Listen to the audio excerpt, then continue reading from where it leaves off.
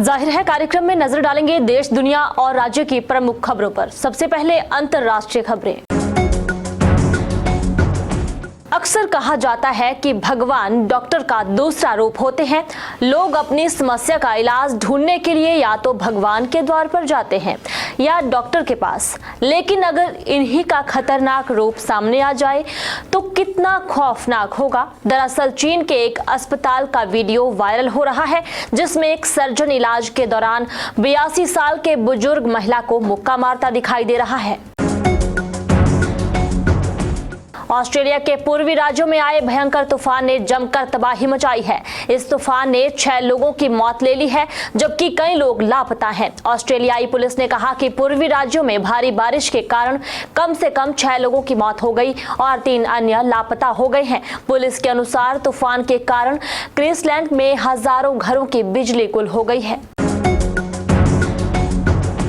America ने एक बार फिर चीन के कुछ उत्पादों पर शुल्क में छूट दी है। अमेरिकी व्यापार प्रतिनिधि ने मंगलवार को घोषणा की है कि अमेरिका ने एक बार फिर दंडात्मक शुल्क से प्रभावित सैकड़ों चीनी उत्पादों के लिए शुल्क छूट बढ़ा दी है।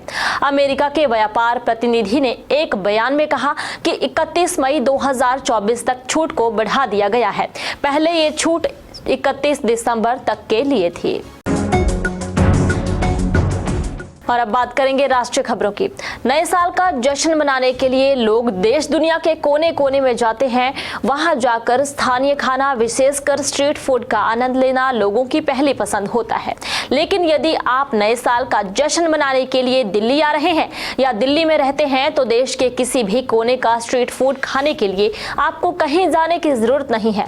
नए साल के अवसर पर देश के हर कोने का स्ट्रीट फूड आपको दिल्ली के जवाहरलाल स्टेडियम में ही मिलने जा रहा है। यहाँ 29 दिसंबर से 31 दिसंबर तक देश के हर कोने के स्ट्रीट फूड का आनंद उठाया जा सकता है। भारत जोड़ो यात्रा के बाद अब राहुल गांधी मणिपुर से मुंबई तक भारत न्याय यात्रा की तैयारी में हैं। आगामी 14 जनवरी से कांग्रेस पार्टी की भारत न्याय यात्रा शुरू होगी। राहुल गांधी मणिपुर से मुंबई तक जाएंगे। रिपोर्ट्स के मुताबिक कांग्रेस के इस आयोजन में पार्टी आला कमान के अलावा प्रदेश कांग्रेस के तमाम नेता भी शिरकत करेंगे। पार्टी के कार्यक्रम से जुड़ी रिपोर्ट्स के मुताबिक राहुल गांधी भारत जोड़ो यात्रा की तर्ज पर ही जनसंपर्क की नई कवायद कर रहे हैं। राष्ट्रीय स्वयंसेवक संघ के वरिष्ठ नेता कल्लाडका प्रभाकर भट्ट एक बार फिर अपनी कथित टिप्पणी को लेकर चर्चा में आ गए हैं। उनके खिलाफ कर्नाटक में केस दर्ज किया गया है।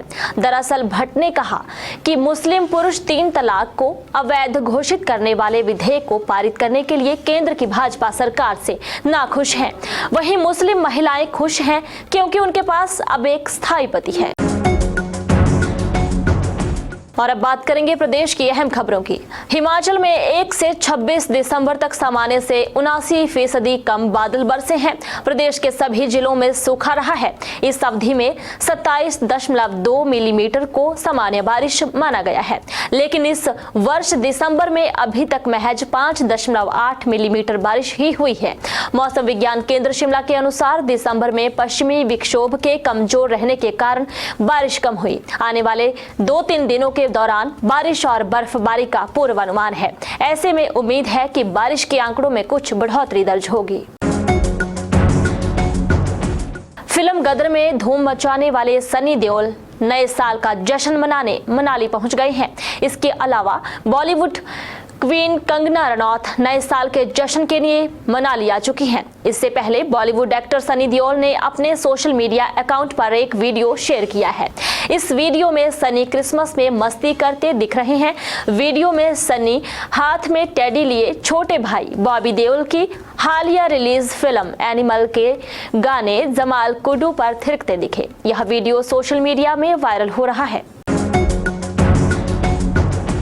दुर्लभ लाइम रोग के मरीज पहली बार हिमाचल में मिले हैं। भारतीय कृषि अनुसंधान परिषद के एक प्रोजेक्ट के तहत इंदिरा गांधी मेडिकल कॉलेज शिमला के विशेषज्ञों ने लाइम रोग के संदेह पर 232 लोगों के नमूने एकत्रित किए थे। इनमें से जांच में 144 मामले पॉजिटिव पाए गए हैं। नमूने आगामी पुष्टि के लिए एम्स नई दिल्ली भेजे गए हैं। रिपोर्ट आने पर स्पष्ट होगा कि इनमें से कितने लोगों में लाइम रोग है। और अब बात करेंगे समाचार पत्र की। हिमाचल सरकार मार्च से पहले 20,000 से ज्यादा भर्तियां करेगी। इनमें सबसे ज्यादा पद शिक्षा विभाग में भरे जाने हैं।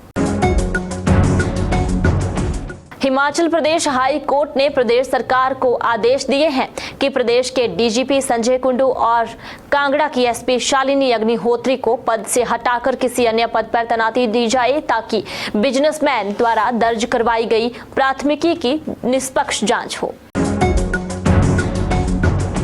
अयोध्या के राम मंदिर में रामलला की प्राण प्रतिष्ठा होने के बाद भारतीय जनता पार्टी लोगों को अयोध्या दर्शन करवाएगी। इसके अलावा संपादकीय पृष्ठ पर भी जरूर नजर डालें। और अब बात करेंगे रोजगार से जुड़ी कुछ जानकारी की। यूको बैंक स्पेशलिस्ट ऑफिसर भर्ती के लिए आवेदन की अंतिम तिथि आज 27 दिसंबर 2023 है। बैंक की ओर से निकाले गए कुल 127 पदों के लिए कल तक आधिकारिक वेबसाइट https://www.ucobank.com पर आवेदन स्वीकार किए जाएंगे। इसलिए इस वैकेंसी के लिए इच्छुक कैंडिडेट्स को सलाह दी जाती है कि वे बिना देरी किए फौरन आवेदन कर दें। बता दें कि इस वैकेंसी के लिए पंजीकरण प्रक्रिया 5 दिसंबर 2023 को शुरू हुई थी, जो कि आज समाप्त हो रही है। यूको बैंक की ओर से जारी सूचना के अनुसार इस वैकेंसी के लिए आवेदन करने वाले सामान्य ईडब्ल्यूएस और ओबीसी उम्मीदवारों के लिए आवेदन शुल्क 800 रुपए देना होगा। जाहिर है कार्यक्रम में इतना ही। बने रहे दिव्य हिमाचल टीवी के साथ।